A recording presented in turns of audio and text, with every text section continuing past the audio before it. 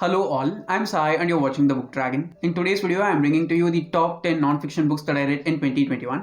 I can say that I read a good number of non-fiction books in the past year, but not all of them were great. So these 10 books are going to be the best of the best books that I read in the past year, and I'll be counting down from number 10. So without any further ado, let's get into the books right away. At number 10, we have Autobiography of a Yogi by Paramahansa Yogananda. In this, the author actually narrates his life story from the time when he was a child along with his family to the later days in his adulthood. And I can say that this book was a very enlightening book and it is highly spiritual as well. So if you want to read this book, you have to go in with a very open mind because there are multiple discussions that the author does in this one, as well as some of the points of view of the author are so different from that of most other people as far as I can see. It was very mystical to read, and my most favorite part when it comes to this book is the writing, okay, because the author's writing is just fantabulous. If you like very rich and beautiful writing, I'm sure that you will love this book because it is wonderfully written and the language of the author is so rich and lush from page 1 to the last page. So if you are a beginner, I'd not suggest you to read this book because it is very difficult to read in terms of the language. But apart from that, everything about this book is just awesome.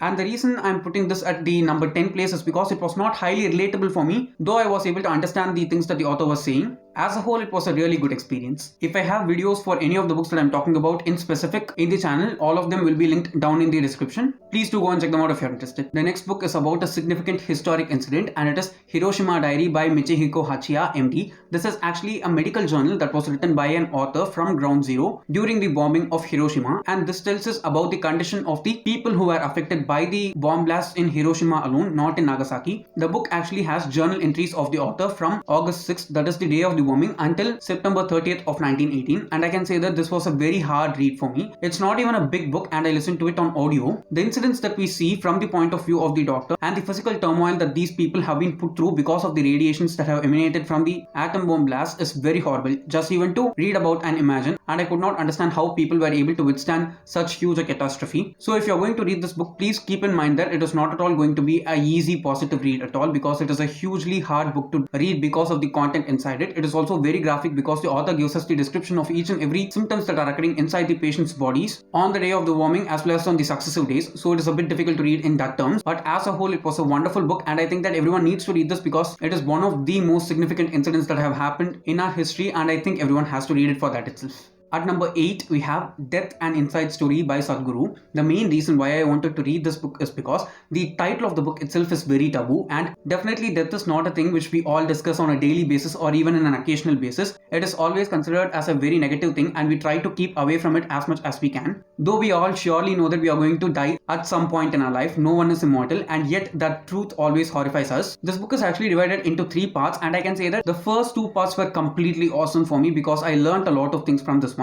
If you're a person who's very familiar with Hindu culture and rituals, I'm sure that this book will be super interesting for you. Basically, I learned a lot of the reasons behind the rituals that we are doing in our Indian culture, especially Hindu culture. The last 1/3 of the book alone was not that great for me because I was not able to grasp everything that the author was saying, as well as I did not agree with some of the things that the author had written there. I think getting knowledge about death and how it occurs in our body can relieve us from that unnecessary fear, and it will help us move forward in a positive way. At number 7, we have a book on health and nutrition, and it is How Not to Die by Dr. Michael Greger. In this book, the author actually talks about the benefits and good things about a 100% plant-based diet. I'm sure that not many of us have a 100% plant-based diets, even though we are vegetarians. It just fascinated me so much because the food that we eat on a daily basis here in our country is always pumped with the medicines that are available naturally on the vegetables and fruits that we consume itself. And apart from that, one thing which scared me a little was the negative effect of dairy products on our body. I'm a person who usually likes eating a lot of dairy products in various ranges, and listening to the bad things that those do to our body was a bit frightening for me. But as a whole, this book was a very informative one, and in the audiobook length, it was very long. I think it ran for 24 to 26 hours, but it was completely worth it. So if you're interested in health and wellness, please do give this book a read.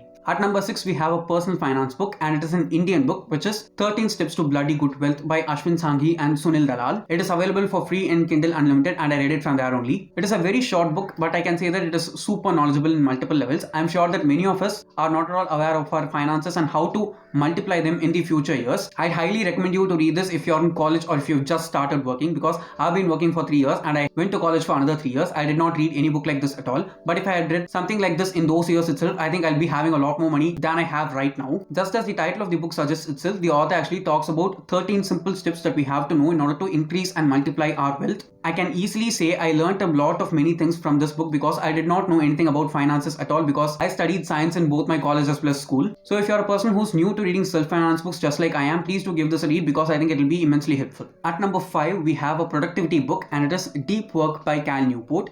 In this book, the author actually talks about various strategies and methods that you can use in order to conserve the time that you have by spending them wisely on the different tasks that you do throughout the day. If you're a person who's doing more than one job, or if you're trying to build a side hustle, I'd highly recommend you to try this book because I'm sure that it will add a lot of value for your life. It is not even a big book, and it is so simple to read. Each and every strategy that the author talks about is backed by scientific evidence, and it is also very, very practical. It's not that difficult to do. At the same time, it is not even that easy to do. You just have to try and make it consistent so that you change it into a habit and include it inside your routine. Not even a single strategy that the author talks about in this one is so difficult that you'll not be able to do it at all. I read this in the beginning of the year, that is in February or March, and I'm sure that after reading this book, my productivity has increased at least a little bit in terms of work as well as outside work. There is this one thing which I learned from this book which fascinated me so much. It is that our willpower is finite. I am a person who thought that we can have all the willpower in the world and use that to do anything that we want. But after reading this book, I was actually able to understand how much finite our willpower is and how much it is necessary in order to allocate the willpower that we have throughout the day in order to do all the things that we want to do. So if you want to have a lot of time in your hand, please do give this book a read. At number 4, we have yet another personal finance book, and it is a very famous book inside this particular category for the past 2 to 3 years. It is The Psychology of Money by Morgan Housel. I can say that this book is easily worth every bit of the hype that it's getting because it is completely wonderful. Okay,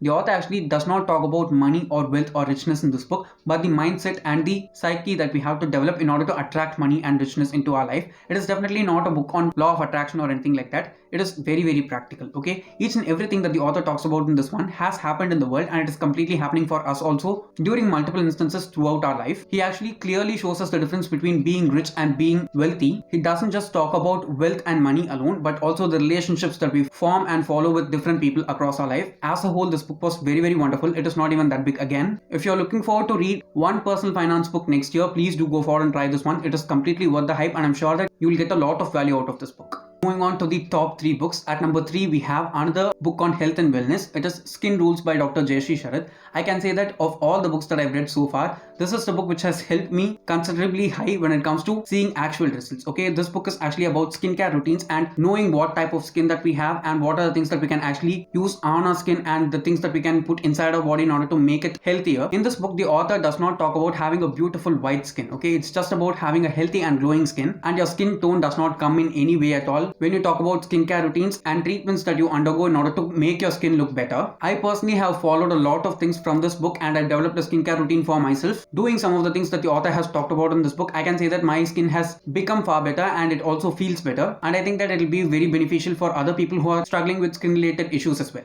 At number 2, we have a memoir, and it is Eat, Pray, Love by Elizabeth Gilbert, and I can say that I completely love this book. Okay, I don't know how many times I'm going to reread this book in the future, but for the first time I listened to the audiobook and followed on with the physical book because the audiobook was narrated by the author herself, and I can see she has a wonderful, wonderful voice. This book as a whole was a great experience for me because I have not read anything like this before at all. I actually watched the movie of this book before having read this. This book is completely on a different level compared to the movie because it has so much detail. Okay, we actually see the story of the author being narrated by herself, and her writing is plain outright gorgeous. And after reading this book, I can surely say that I want to go to Bali and stay for some time there and experience life in that particular place. Okay, I don't know when I'll get the time and resources, but when I do, I'll definitely visit Bali and stay at least for a little time there, because after reading this, it has kindled that desire inside me. I think I might reread this very soon itself, but I'm not sure. Let's just wait and see. But I highly recommend everyone to read this book because it is just totally worth all the hype, and it is an awesome tale. And finally, at last, the book at number 1, my most favorite non-fiction read from 2021 is